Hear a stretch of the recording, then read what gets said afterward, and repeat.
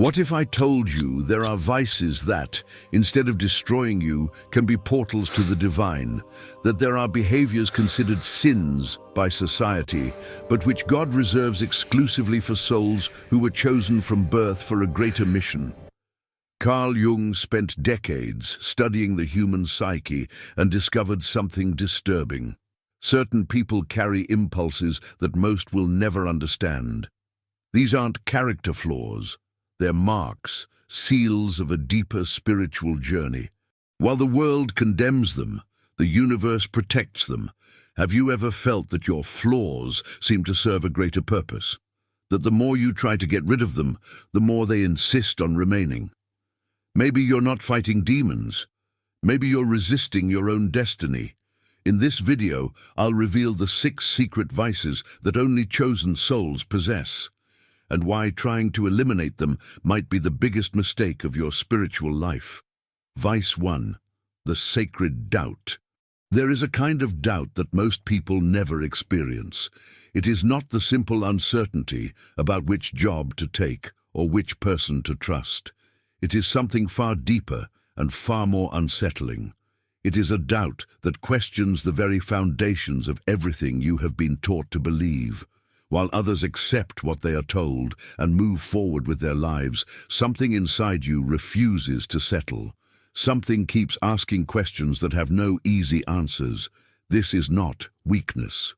This is not a lack of faith or a failure of character.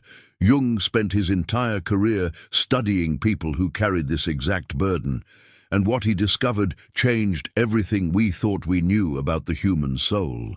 He found that certain individuals are born with a psyche that cannot rest in borrowed truths. They must test everything against an inner measuring stick that most people do not possess. This measuring stick is not intellectual. It is not about being smarter or more educated. It is something ancient and instinctual, a knowing that lives beneath conscious thought. When you carry this kind of doubt, life becomes exponentially harder. You watch people around you find comfort in their religions, their political beliefs, their life philosophies. They seem at peace with answers that feel hollow to you. You want to believe what they believe. You want that peace. You try to force yourself to accept the same truths that satisfy them. But every time you try, something inside you revolts. It feels like swallowing food that your body knows is poison. Your mind might say yes, but your soul screams no. This creates a special kind of loneliness. People think you are difficult. They think you are stubborn or arrogant for not accepting what seems obvious to everyone else. They tell you that you think too much, that you need to just have faith, that you are making life harder than it needs to be. They do not understand that you are not choosing this doubt. It is choosing you. It has been inside you since before you can remember, quietly dismantling every certainty that does not ring true in the deepest part of your being. God allows this doubt to exist in chosen souls because it serves a sacred purpose. It is the guardian that stands at the door of your inner temple, refusing entry to anything false. While others build their lives on foundations of sand, beautiful structures that will collapse the moment real storms arrive, you are being forced to dig deeper. You are being forced to find bedrock. This process is agonizing because it means rejecting comfort after comfort, certainty after certainty, until you are left with almost nothing but questions. But here is what most people miss. This doubt is not meant to leave you empty forever. It is clearing space. Every false belief it removes, every inherited truth it dismantles, every comfortable lie it exposes is making room for something real. Jung called this individuation, the process of becoming who you actually are instead of who you were programmed to be. And individuation cannot happen if you are cluttered with truths that belong to other people. The chosen soul must walk through a desert of uncertainty that would break most people. There are nights when the doubt becomes so heavy that you wonder if you are losing your mind. You look at people who seem so sure of themselves, and you feel defective. You question whether this endless questioning is itself a trap, whether you are overthinking yourself into paralysis. The doubt even doubts itself, creating layers of confusion that seem impossible to navigate. Yet something keeps you moving forward. Even in your darkest moments of uncertainty, even when you have stripped away every belief and stand naked in the void, there is a strange faith underneath it all. Not faith in any doctrine or system, but faith in the process itself. Faith that this relentless search for truth is taking you somewhere real, even if you cannot see the destination. This is the paradox that Jung understood so well. The deepest faith often looks like doubt to those who have never questioned anything. Your doubt makes you unreliable to systems that demand blind loyalty. You cannot be a fanatic because fanaticism requires certainty you do not possess. You cannot be a true believer in any ideology because you see the flaws and contradictions that true believers must ignore. This makes you dangerous to institutions built on unquestioned authority. But it also makes you free in a way that most people will never experience. You are not controlled by fear of questioning. You are not enslaved to dogma. You belong to truth itself, wherever it leads, however inconvenient it becomes. The sacred doubt is a fire that burns away everything false until only what is real remains. It is painful beyond measure. It costs you the comfort of certainty and the belonging that comes from believing what your tribe believes. But what it gives you in return is a life built on truth instead of illusion. A self forged in the fire of honest questioning instead of inherited from others. This is why God allows it only in those strong enough to survive it. Vice 2. The inner chaos. Once doubt has cracked open your certainties, something rushes in to fill the space. It is not peace. It is not clarity. It is chaos. Raw, terrifying, uncontrollable chaos that feels like your entire inner world is collapsing. This is the second vice that marks chosen souls, and it is the point where many people break. They feel the storm beginning and they run. They grab onto any belief system, any distraction, any substance that will make the howling stop. But you cannot run. Something in you knows that this chaos must be faced. Jung described this as the eruption of the unconscious into conscious awareness. For most of your life, you have kept certain things buried, feelings that were not acceptable, desires that did not fit who you were supposed to be, rage that had no safe outlet, grief that would have overwhelmed you if you had felt it fully, parts of yourself that contradicted the story everyone needed you to live. All of this material has been pressed down, locked away, kept in the darkness where it could not disrupt your functioning.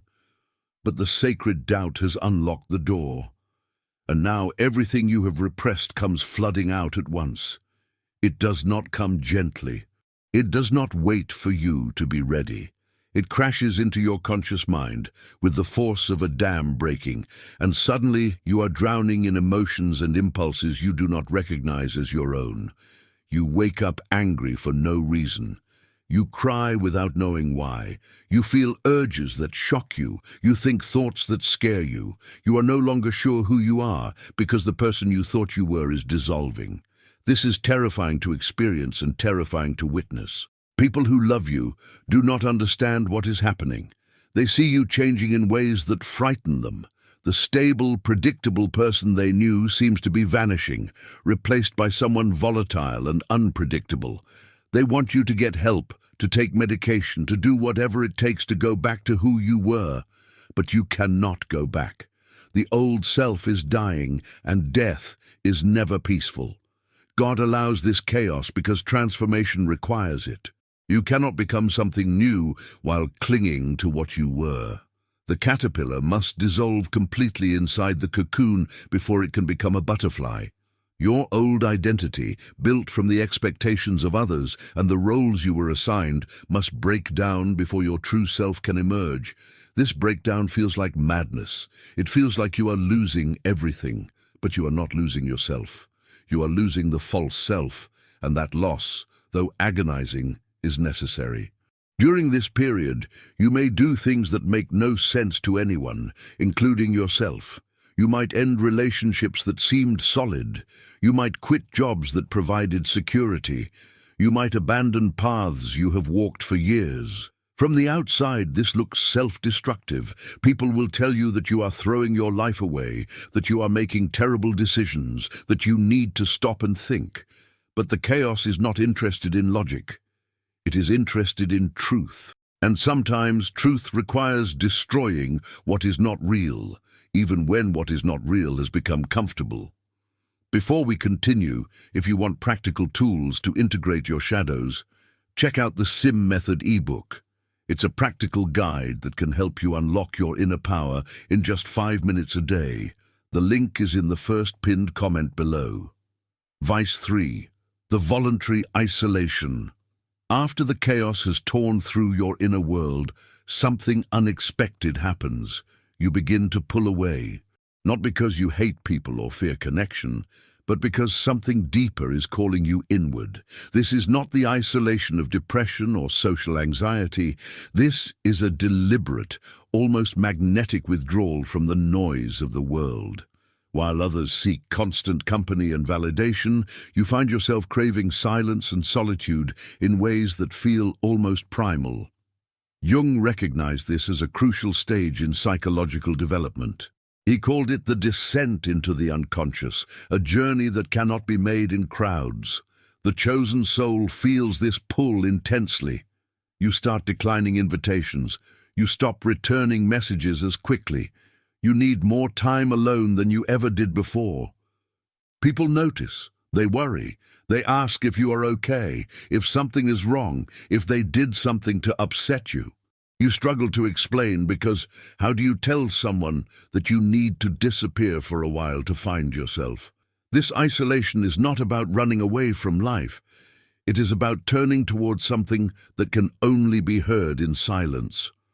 When you are constantly surrounded by other voices, other opinions, other energies, you cannot hear your own soul speaking. The world is loud. It tells you who to be, what to want, how to live every single moment of every single day.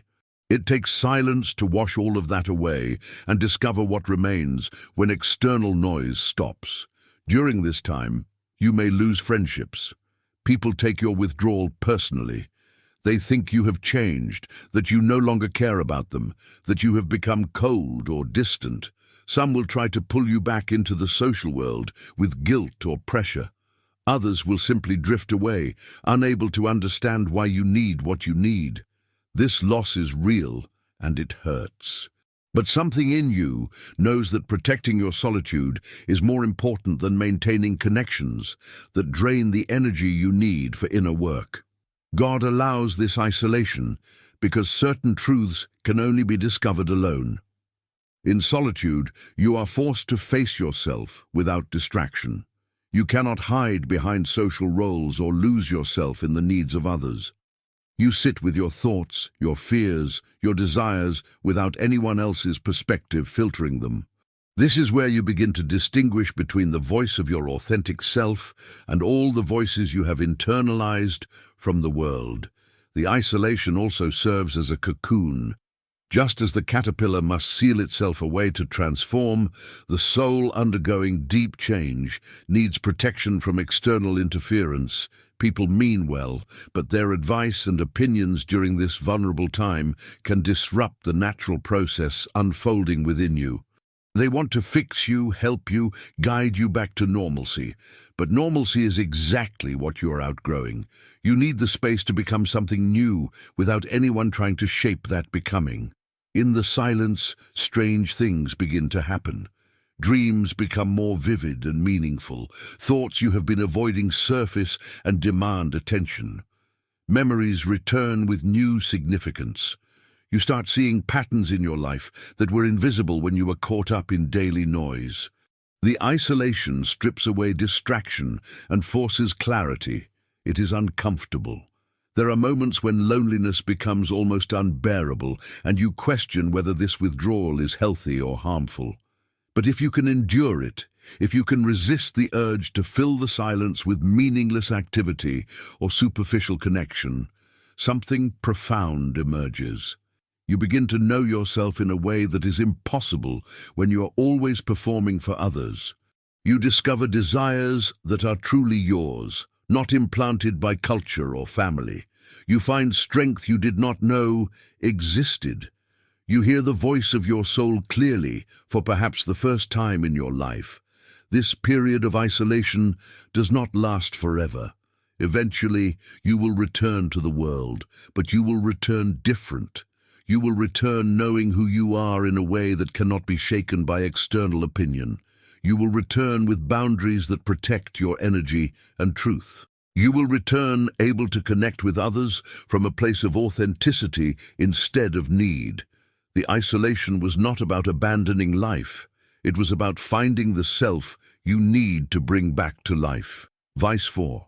The self-destruction of the old identity. The isolation has shown you who you are not. Now comes the violent work of dismantling that false self completely. This is perhaps the most misunderstood of all the vices, because from the outside it looks like pure destruction. You start burning bridges, ending relationships that once defined you, abandoning careers you spent years building, walking away from communities that gave you identity and belonging. People watch in horror as you seem to tear your life apart piece by piece. But what they cannot see is that you are not destroying yourself. You are destroying a version of yourself that was never real to begin with. Jung understood that we build a persona, a mask we show the world, and over time we forget it is a mask. We mistake it for our true face. The chosen soul reaches a point where the gap between the mask and the authentic self becomes unbearable. The persona must be destroyed, and that destruction looks catastrophic to anyone who only knew you through the mask. This process is not gentle. You cannot carefully dismantle a false identity piece by piece while maintaining the appearance of stability. It requires radical action. You might leave a marriage that looked perfect from the outside but felt dead on the inside. You might quit a prestigious job that impressed everyone but killed your soul. You might cut ties with family members whose love was always conditional on you, playing a certain role. Each of these actions feels necessary and terrifying at the same time. The pain is intense because you are not just losing external things. You are losing the story you told yourself about who you are. The good daughter, the successful professional, the reliable friend, the strong one, the spiritual one. Whatever identity you built to survive in the world is now collapsing, and with it goes your sense of security. You no longer know who you are, because who you were is dying, and who you will become has not yet emerged. God allows this destruction because rebirth requires death. You cannot be born again while clinging to your old self. The seed must crack open and cease being a seed before it can become a tree. Your old identity, no matter how functional it seemed, was a prison. It kept you safe, but it also kept you small. It protected you from rejection, but it also prevented you from living authentically. Now the walls of that prison are coming down, and even though freedom is what you have always wanted, the loss of familiar walls is disorienting. During this time, you may act in ways that seem self-sabotaging.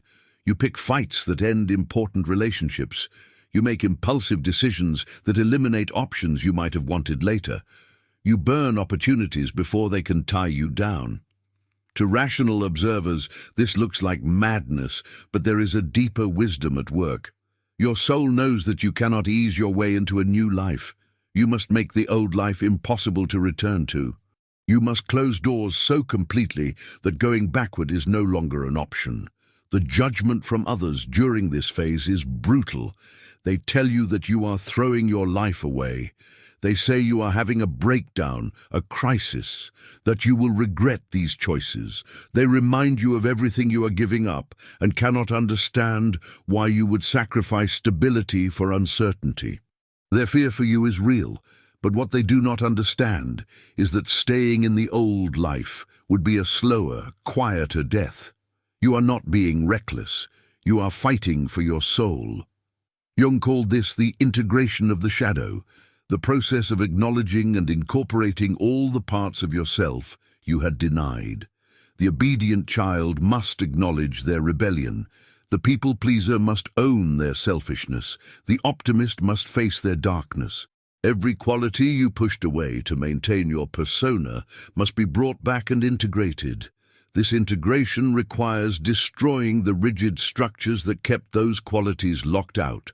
What emerges from this destruction is not chaos, though it passes through chaos. What emerges is a more complete, more honest, more integrated self. You become someone who can hold contradictions without breaking, someone who can be both light and dark, strong and vulnerable, certain and questioning.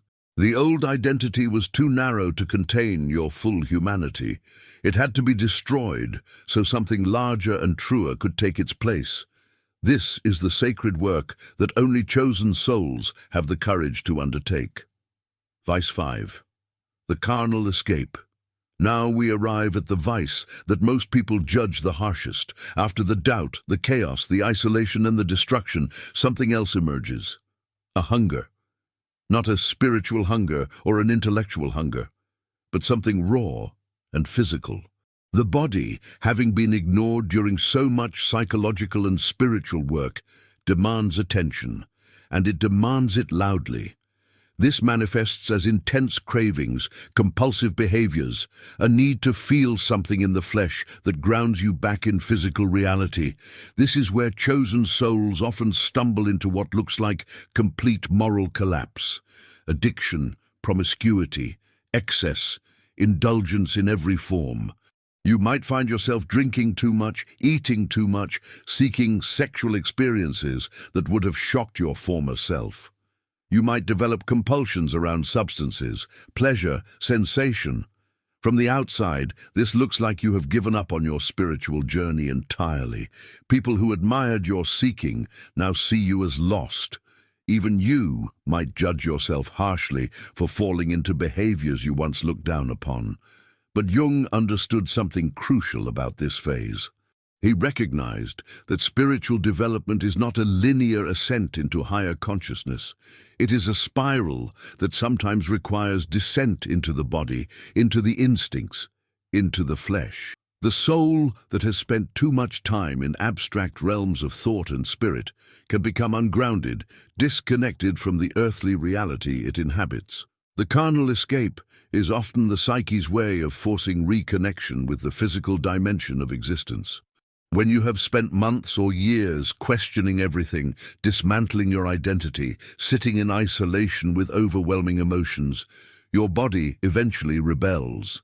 It says enough with the mind and the soul, what about me?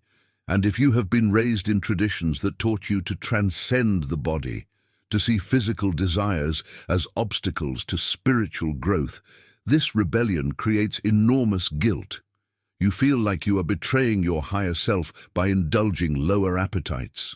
You believe you should be above these cravings.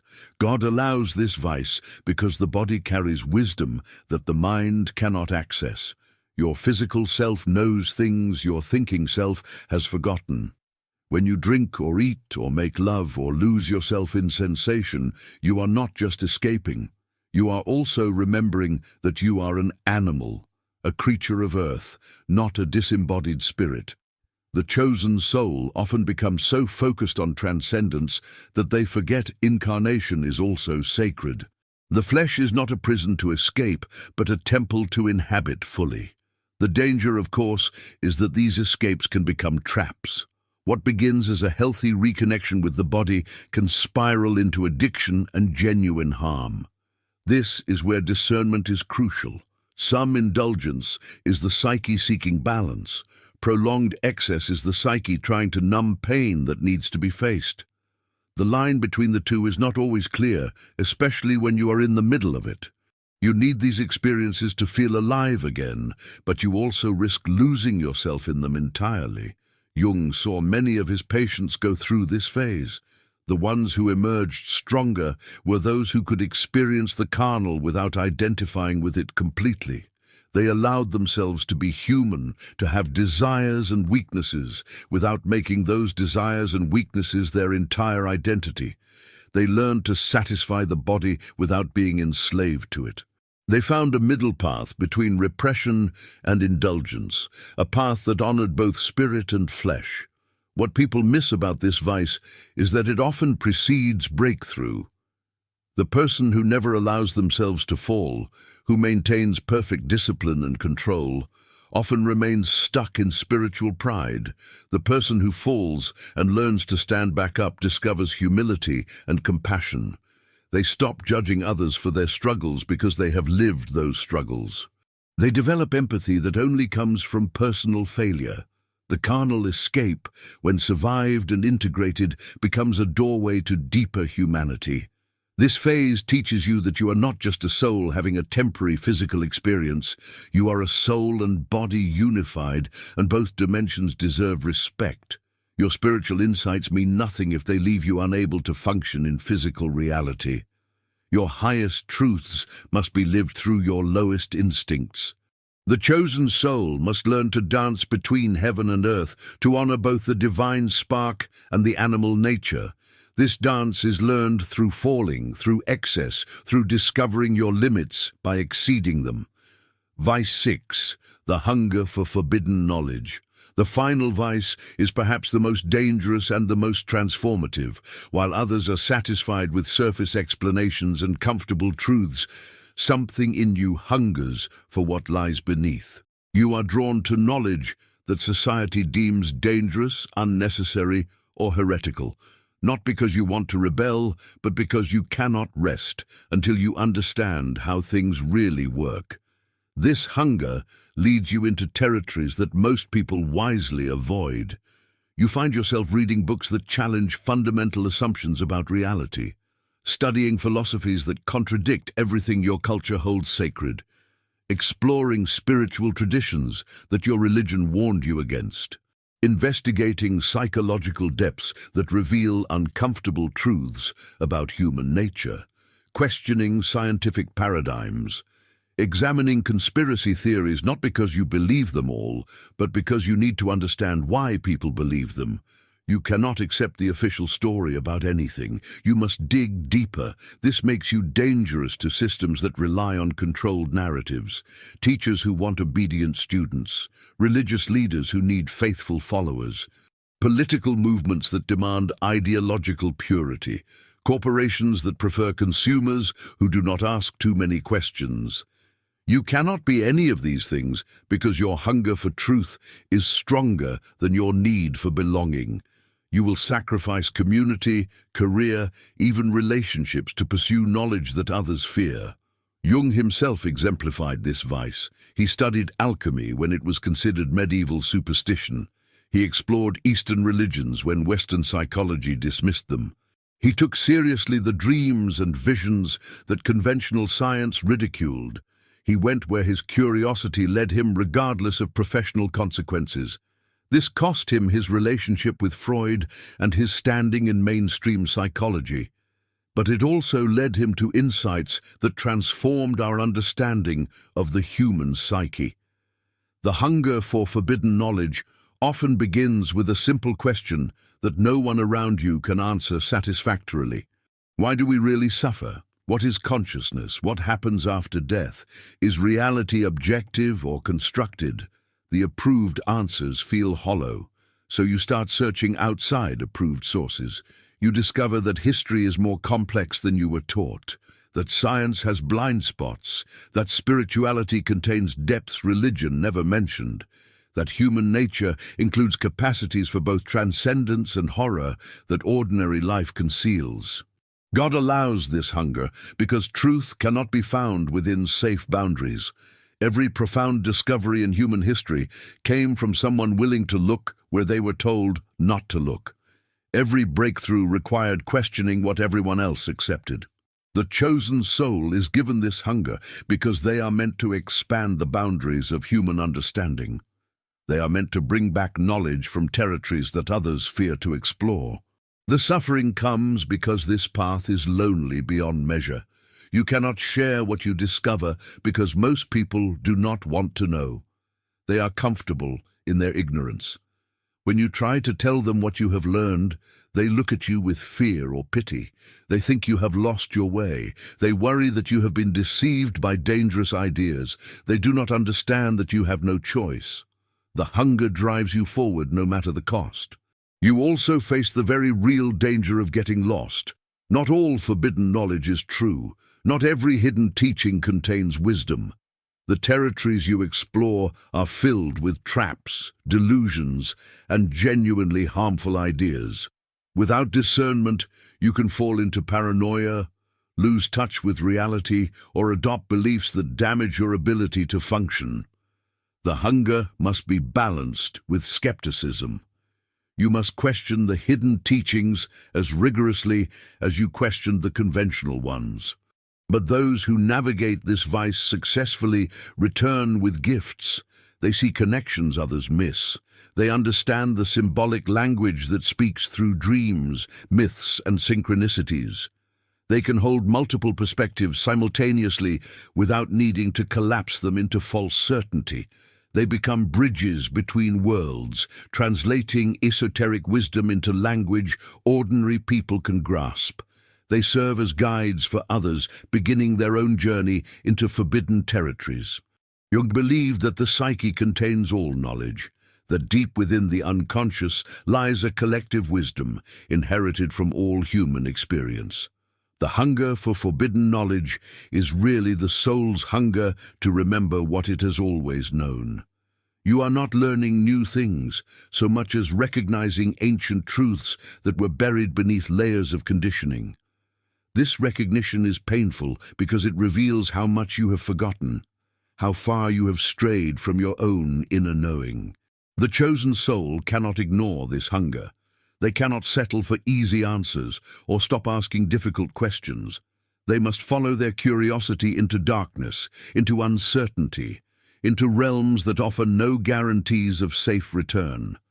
This is their gift and their curse.